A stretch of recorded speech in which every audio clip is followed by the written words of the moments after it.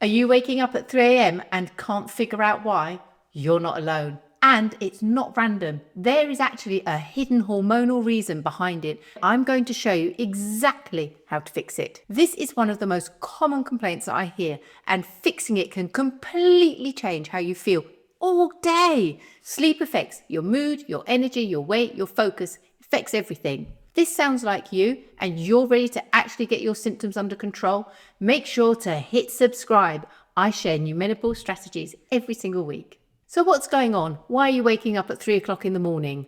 During perimenopause, the levels of your estrogen and progesterone begin to drop. And these hormones play a key role in your sleep regulation and calming the nervous system. So what happens when estrogen drops is that your body temperature can go up. Lower estrogen makes the hypothalamus, a small part in your brain that acts like a thermostat, and it makes your body much more sensitive to temperature changes. This can trigger the night sweats and the feeling of overheating, even if the room isn't warm. During perimenopause, also, your progesterone levels drop, and this means that you have less deep sleep. Progesterone has a natural sedative effect. When these levels fall, it becomes harder to stay in that deep sleep, that restorative sleep. That's what helps lead to you waking up more in the night. But there's more.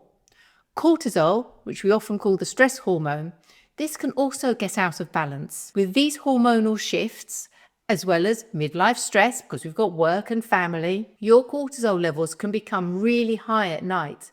And this can make you feel wide awake at 2 o'clock in the morning, even if you're exhausted. Melatonin production, this can also decline. So melatonin is the hormone that actually helps you fall asleep and stay asleep.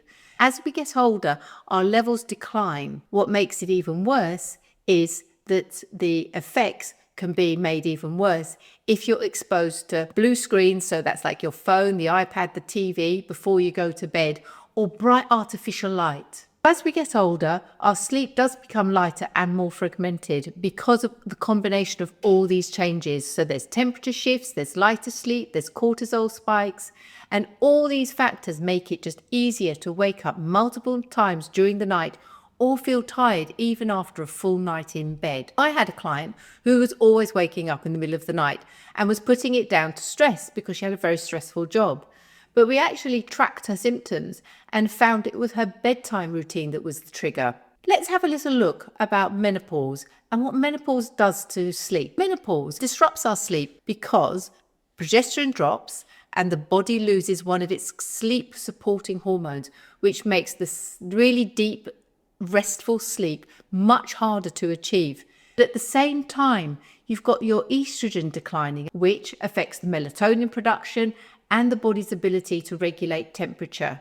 The result is the hot flashes, the night sweats, and they can really jolt you awake, often multiple times in the night. Every time you think you've dropped off, you're awake again. When your sleep is already much more fragile due to these natural changes, small triggers like noise, light, or thinking about something that's a little bit stressful in your dreams or your sleep can make it really hard to stay asleep and to get the rest that your body and your brain truly need, especially to combat brain fog. I've got 4 top tips that help you look at your evening habits and why your sleep might not be as good as it could be. The big first one is wine before bed. I know it might feel really relaxing, but alcohol actually disrupts your blood sugar and it also affects the liver detox that happens overnight, because it gives you a blood sugar spike and then it causes a crash.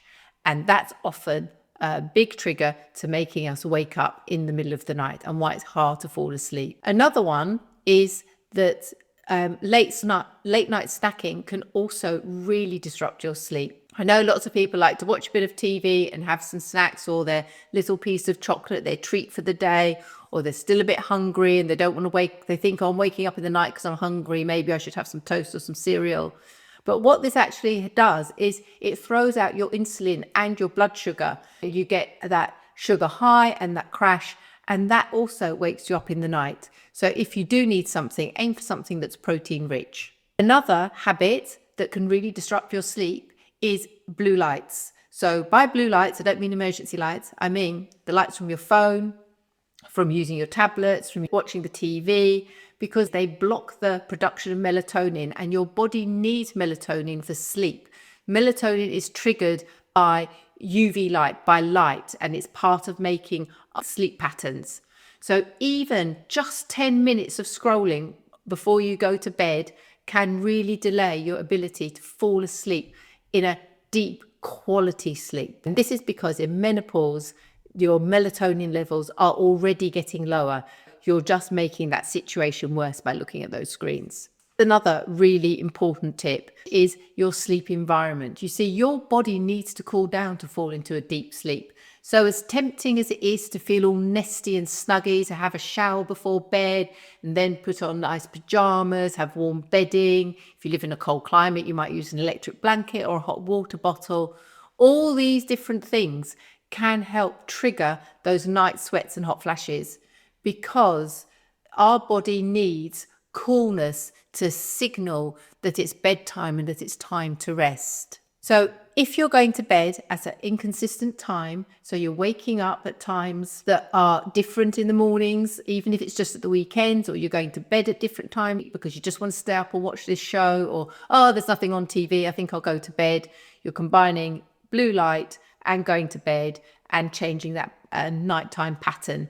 And that can really throw off your body clock, your circadian rhythm. What I found with clients that have really struggled with their sleep is the first and most important thing that we do is to create a regular sleep time routine and to make sleep in the optimum environment. And that has really helped reduce the level and intensity of the symptoms. So you're waking up at 3 o'clock in the morning. Is there something that you can do starting today to give you better quality sleep? The answer is yes, absolutely. And I'm going to give you some really good tips here.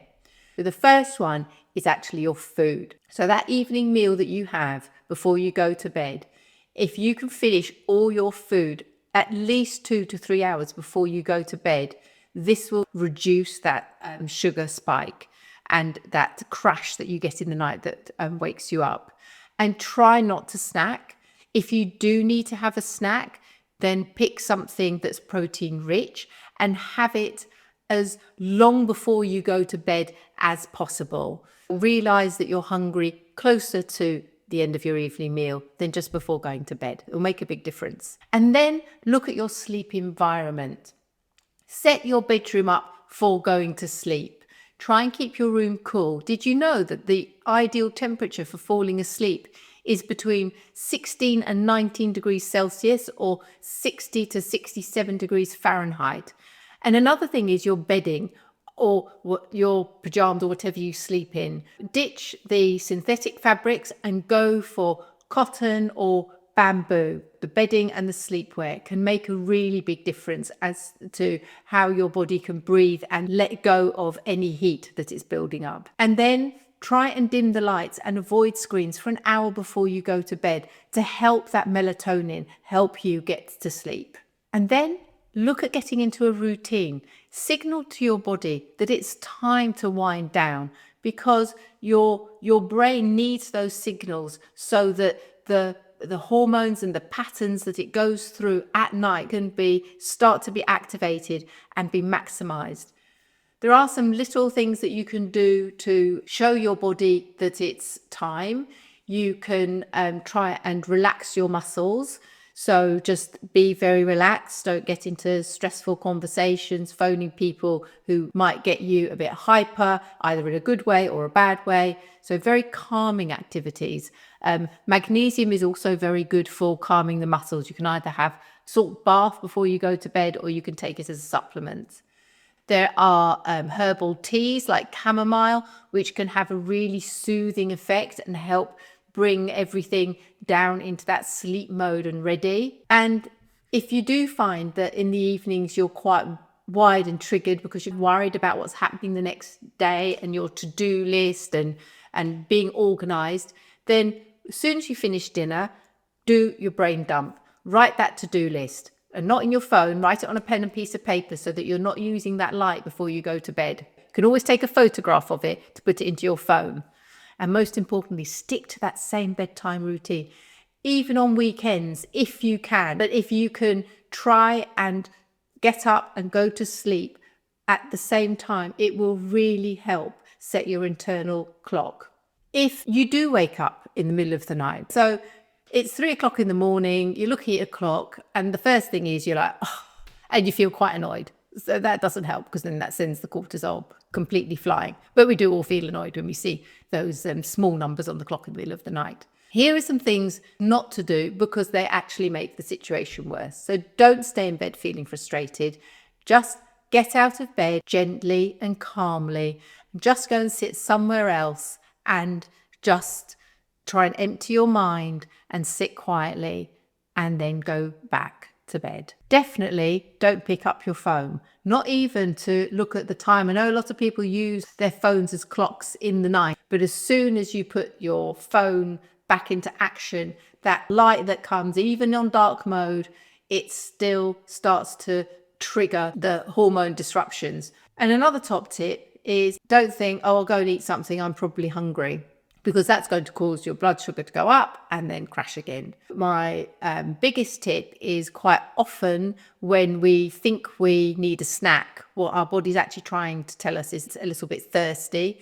So being hydrated is so important. So have a sip of water, not too much, because otherwise you'll wake up in an hour or two, but just try a sip of water and then go and sit quietly and then get yourself back to bed. These are tips that can really help manage how you're feeling, but everyone is really different.